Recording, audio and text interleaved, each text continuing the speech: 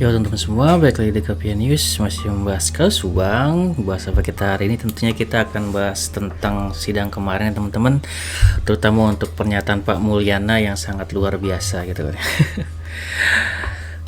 Ya alhamdulillah ya teman-teman, untuk sejauh ini ya persidangan berjalan lancar ya. Dan semakin hari banyak fakta-fakta baru ya teman-teman yang terungkap gitu. Ya seperti itu ya. Ya seperti teman-teman ketahui, kita sangat menunggu ya akan kehadiran dari Pak Mulyana nih untuk memberikan kesaksian. Dan ya selain kesaksian dari Bu Mimin Arigi dan Abi ya yang akan hadir besok gitu, tentunya Pak Mulyana juga termasuk yang kita tunggu-tunggu. Dan apalagi kesaksian Bu Mimin Arigi dan Abi besok akan sangat kita tunggu gitu.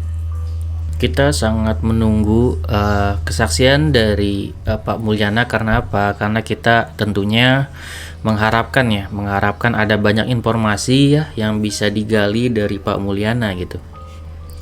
Tentunya kesaksian Pak Mulyana ini kemarin bermaksud untuk membongkar kan kayak gitu kan, sampai ada suruhan tuh kan ya yang Pak Dedi datang ke tempatnya Bang Freddy hanya untuk menyampaikan bahwasanya Pak Mulyana akan membongkar gitu kan ya. Memang ada hal-hal sedikit yang dibongkar ya ternyata oleh Pak Mulyana, dan sepertinya juga mencoba untuk meringankan Pak Yosep ya teman-teman. Namun kita akan bahas benar-benar ya untuk Pak Mulyana, sedikitnya yang gua tahu ya teman-teman. Mungkin teman-teman nanti bisa lebih ya untuk bisa berpendapat tentang kesaksian Pak Mulyana. Kalau gue pribadi ya teman-teman, secara garis besar ya, di satu sisi kalau gue lihat ya, selain mendukung ya kesaksian Pak Mulyana nih, selain mendukung Pak Yosep itu uniknya gitu ya, uniknya itu Pak Mulyana itu seperti terlihat ada di dua sisi itu, atau dua posisi. Posisi apa tuh Bang? Posisi aman gitu kan ya. Kenapa tuh Bang bilang kayak gitu kan? Ya kan di sini sebenarnya Pak Mulyana bermain cantik ya teman-teman. Sebenarnya kalau menurut gua, yakni di satu sisi nih Pak Mulyana mau mendukung Pak Yosep. Tapi di satu sisi juga Pak Mulyana juga tidak mau disalahkan gitu jika seandainya Pak Yosep terbukti bersalah. Jadi dia ngambil posisi aman gitu teman-teman, posisinya.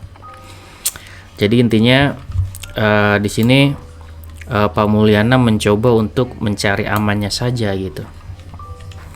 Tentu di dalam persidangan ya kita harus menghargai ya teman-teman setiap saksi yang memberikan kesaksian ya, baik itu saksi yang memberatkan ataupun saksi yang meringankan para terdakwa gitu. Jika ada kesaksian mungkin seperti Kedi itu deh yang membenarkan ya kemarin Pak Yosep benar menelpon di bawah jam 7 gitu, mungkin setengah 7 atau seperti apa gitu kan ya. Itu kita harus hargai ya teman-teman, karena ya ia hanya bersaksi sesuai dengan apa yang dialami gitu.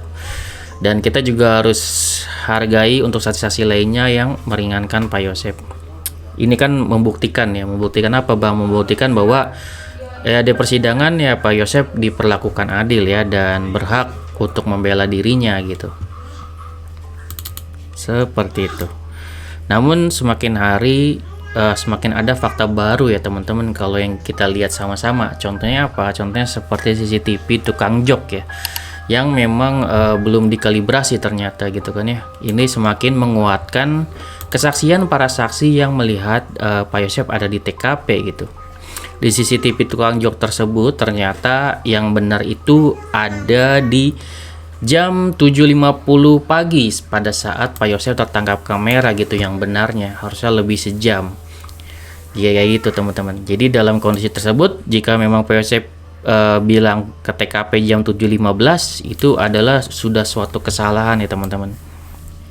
Jika para saksi melihat Pak Yosep sekitar 5.30 atau jam 6 pagi, maka memang ada kesempatan ya untuk Pak Yosep untuk pulang dulu gitu kan ya, ke Cijengkol, membuat alibi ke Surabi gitu ya, kemudian kembali lagi ke TKP. Kalau jam urutannya itu memang sesuai ya, bisa saja membuat alibi teman-teman. Fakta CCTV di Cijengkol menyatakan bahwa Pak Yosep terekam 7.50 pagi nih ke TKP, karena ya sesuai kalau sudah dikalibrasi sesuai kayak gini ya 7.50. Ini sangat berbanding terbalik dengan pernyataan Pak Roman ya, dulu oleh seorang YouTuber gitu. Pak Roman menyatakan dengan sangat yakin bahwa ada bukti konkret Pak Yosep telepon Kedi 6.58 sampai ke TKP jam 7.15. Jadi ini sudah yang namanya terpecahkan gitu, bahwa tidak terbukti untuk hal tersebut. Seperti itu ya teman-teman. Oke, itu mungkin kecurigaan kita ya, karena ada kejanggalan tersebut. Karena jika Pak Yosep datang ke TKP jam 7.50 ya, sesuai di CCTV, maka Pak Yosep bisa banyak membuat alibi dan pada waktu tersebut gitu ya. Namun kita juga bisa berpikir positif nih gitu kan ya. Walaupun memang sudah sangat terlihat, namun kita juga ya setidaknya berpikir positif juga. Kalau positifnya apa sih kan kayak gitu. Kalau positifnya sih kalau menurut gue ya, bahwa ya itu hanya perkiraan Pak Yosep gitu kan ya kalau untuk waktu-waktunya.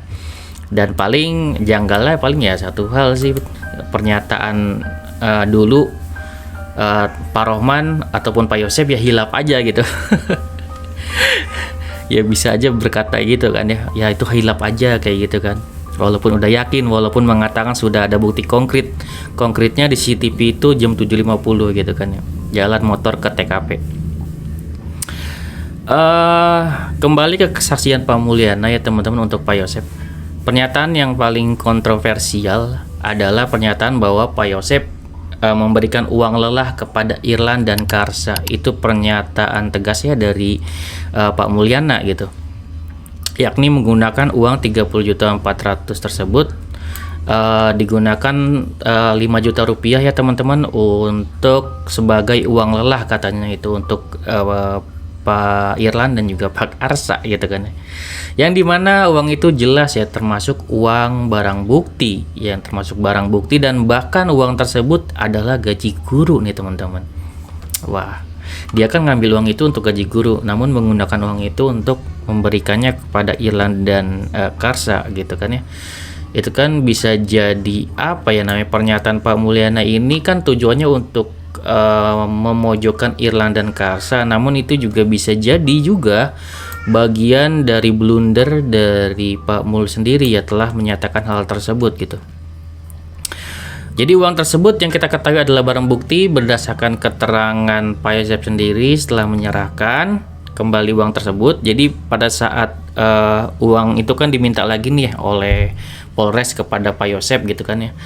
Kemudian ia menyatakan uang itu sudah dipakai gitu kan ya. Ya kalau sudah dipakai kan awalnya untuk mungkin kita tidak tahu ya kalau untuk yang bayar Irlan dan juga bayar Pak Karsa senilai 5 juta tersebut.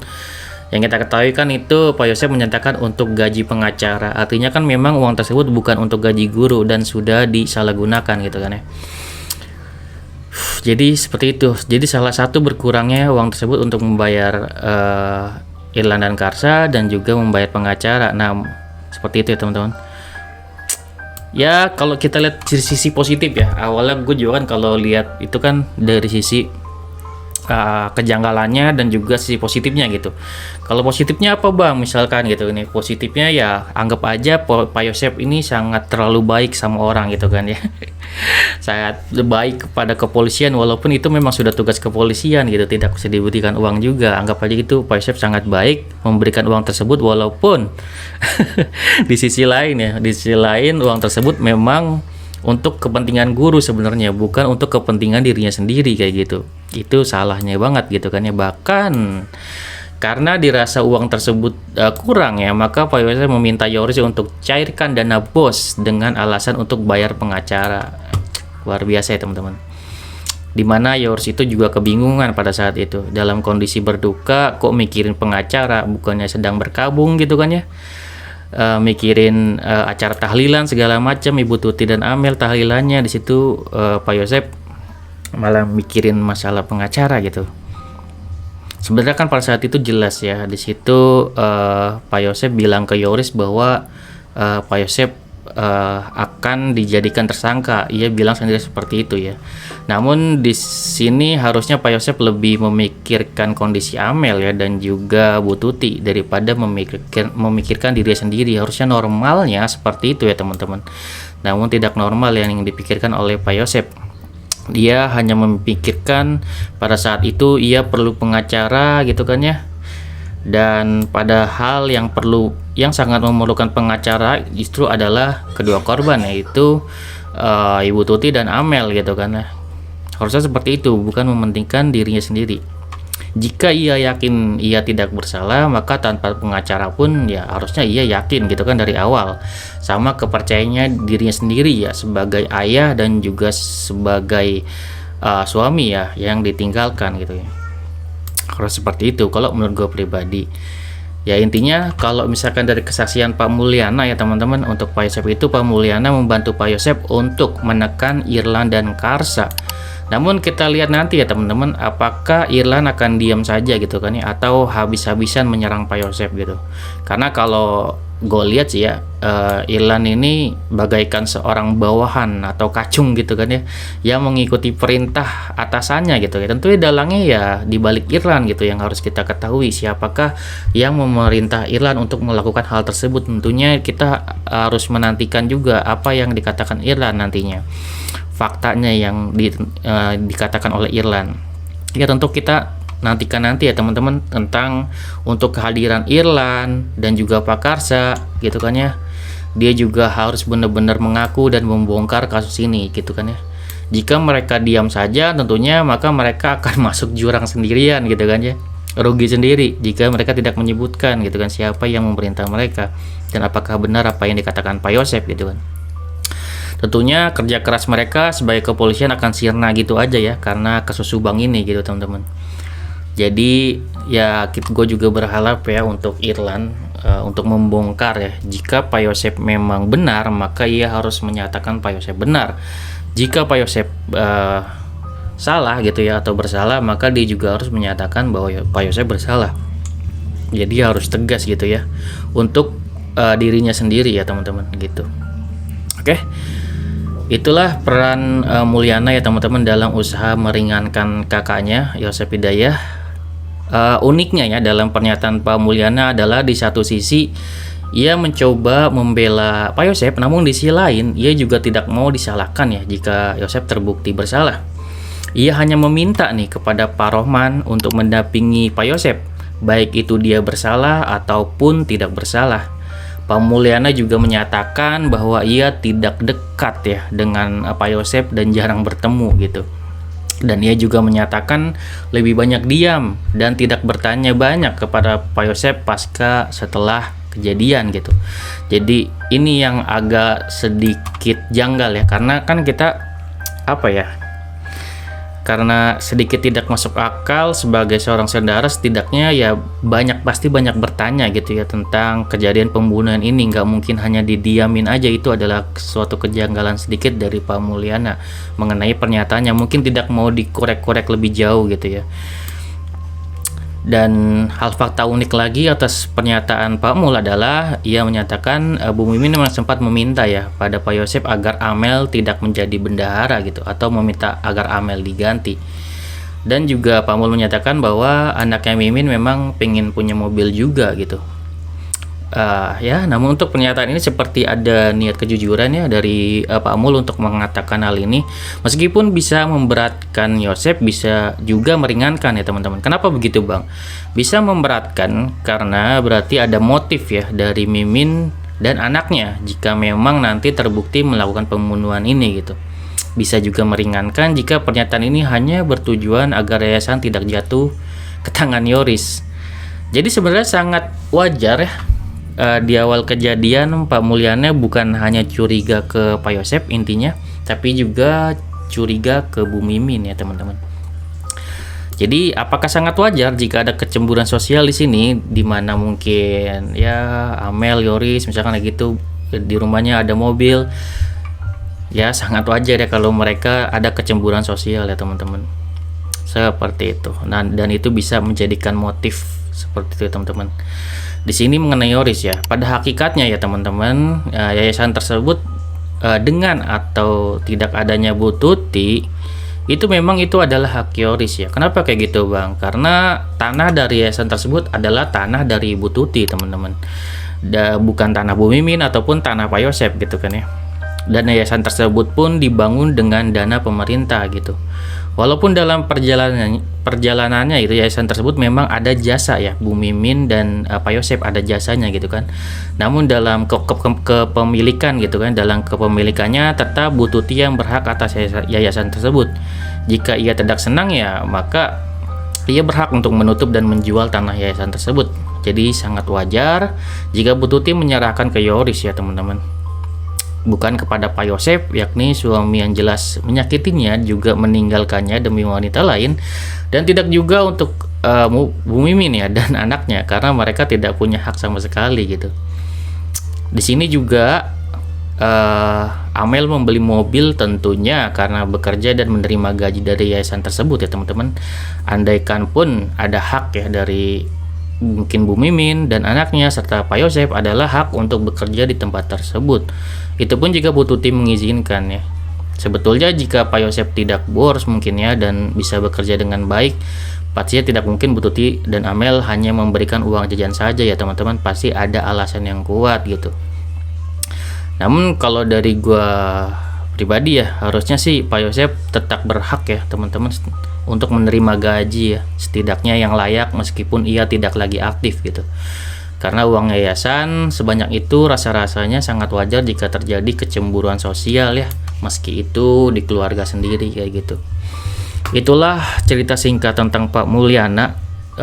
Seperti nyari aman sebenarnya ya teman-teman kalau untuk Pak Mulyana, namun di situ bisa mungkin dia memberikan apa yang dia tahu gitu ya, dan kita harus hargai, dan juga kesaksian-kesaksian lainnya baik itu yang memberatkan ataupun kemarin kesaksian yang meringankan. Ini kan sudah masuk kepada kesaksian-kesaksian yang meringankan Pak Yosep, dan kita harus hargai apapun yang mereka ungkapkan gitu, karena nanti seperti pernyataan kemarin kan tentang temannya Danu ternyata sudah diklarifikasi, mengenai CCTV jok sudah diklarifikasi, karena semuanya itu kalau yang gue lihat pribadi intinya adalah setiap suatu hal yang salah atau kesaksian atau suatu hal yang masih rancu itu satu persatu itu diluruskan di persidangan kan kayak gitu, dan teman-teman bisa simak sendiri secara hari per harinya gitu. Makanya gue kumpulin dulu ini semua sedikit-sedikit, baru nanti gue bisa sampaikan ke teman-teman semua, dan jika ada yang salah mohon dikoreksi, dan teman-teman silakan berkomentar menurut teman-teman semua gimana tentang kesaksian Pak Mulyana, dan tentunya kita tunggu besok kesaksian dari Bu Mimin, Arigi dan Abid, dan yang tentunya akan meringankan Pak Yosep ya. Dan apakah nanti setelah kesaksian Bu Mimin dan Arigi, apakah ada keputusan bahwasanya Bu Mimin, Arigi dan Abi akan ditahan juga dan akan disidangkan? Tentunya sepertinya keputusannya akan terlihat besok ya teman-teman, setelah Bu Mimin, Arigi dan Abi berhadapan dengan hakim kayak gitu ya, dan juga jaksa penuntut umum. Oke, segitu ya dari gue, semoga bermanfaat. Wassalamualaikum warahmatullahi wabarakatuh. Sinas video teman-teman.